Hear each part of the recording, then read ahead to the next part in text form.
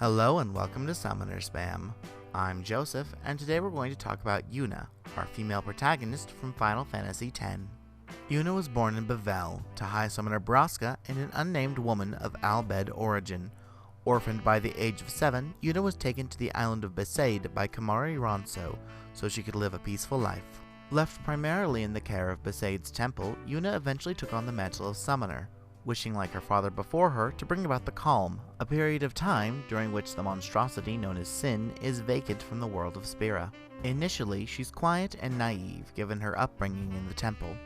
Yuna's character experiences growth throughout Final Fantasy X, whittling away at her naivete every time someone takes advantage of her kind, caring nature. But an important thing to note about her character is that even after those experiences, she still gives everyone a chance. She still cares instead of locking away her feelings. Her personality is also integral to her ability to summon, in that, in order for her to be able to summon an aeon, she has to make a connection with the various faiths found throughout Spira. It's her empathy that makes this possible. That aside, Yuna's character growth is somewhat essential to the story of Final Fantasy X.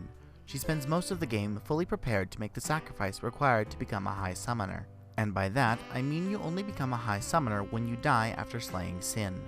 The way this works is that a summoner must create a powerful aeon through the connection they have with one of their guardians or friends.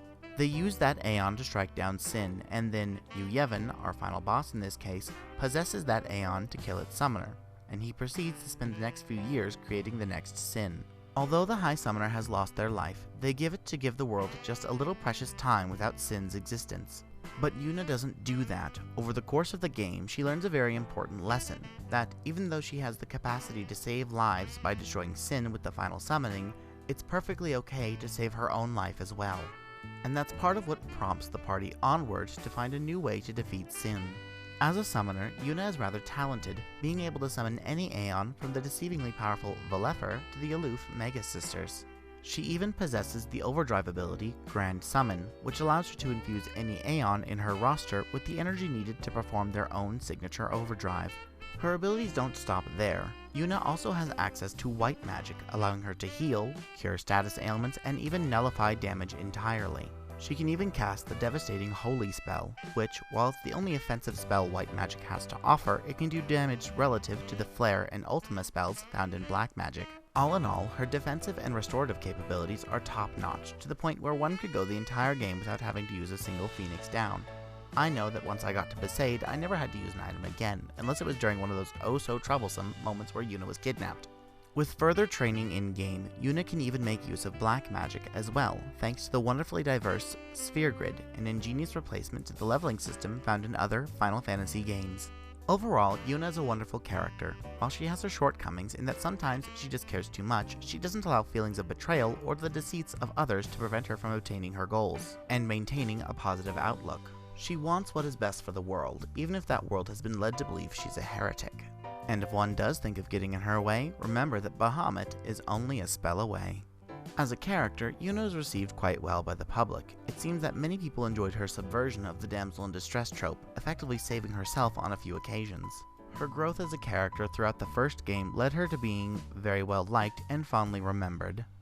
I have heard of a few complaints about her facial expressions in the HD collection, but to me that's not an issue. Yes, the original box art remarked on the game's real-time facial expressions, but I don't know if anyone else noticed. But from what I saw, the characters' faces, while well rendered, hardly moved. And I have yet to play the HD remaster, but from what I've seen, that problem has been fixed. What does that have to do with the complaints I've heard?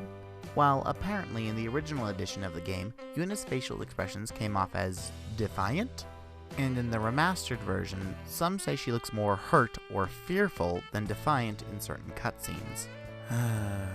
I'm going to have to go out and get the HD remaster at some point to see this for myself. But until then, thank you for watching this week's Summoner Spam. What are your thoughts on Yuna and Final Fantasy X? Did you ever feel like the HD remaster just failed to do right by Yuna? Leave a comment down below to let me know. And if you like these videos, hit that subscribe button and keep a lookout for new episodes every Friday.